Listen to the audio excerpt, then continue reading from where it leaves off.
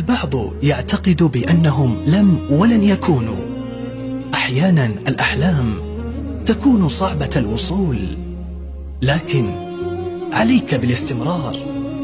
ومهما كانت المسافات بعيدة، إن كنت تؤمن بحلمك وإن كنت تؤمن بذاتك، فاعلم بأنك ستجعل الحلم حقيقة. نعيب زماننا والعيب فينا، وما لزماننا عيب سوانا، ونهجو ذا الزمان بغير ذنب، ولو نطق الزمان لنا هجانا.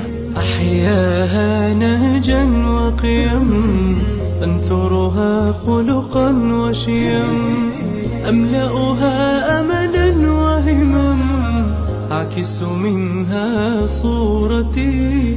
إنها مسؤوليتي. يمضي الزمان وتنطوي الأيام، هذا يوم جديد وعلى عملك شهيد، فأين السعي والتجديد؟ ماذا عن أحلامك؟ ماذا عن إنجازاتك؟ فهل هذا ما تريد؟ إلى متى السكون؟ إلى متى الضعف؟ إلى متى خلق الأعذار؟ إلى متى الضياع؟ تريد أن تكون، ولكن الثقة بالنفس، الأمل. لا تلقي باللوم على من حولك، لا تستسلم للفشل. آمن بذاتك، آمن بقدراتك، أخرج من أعماقك قرار التغيير. ابدأ بنفسك أولا.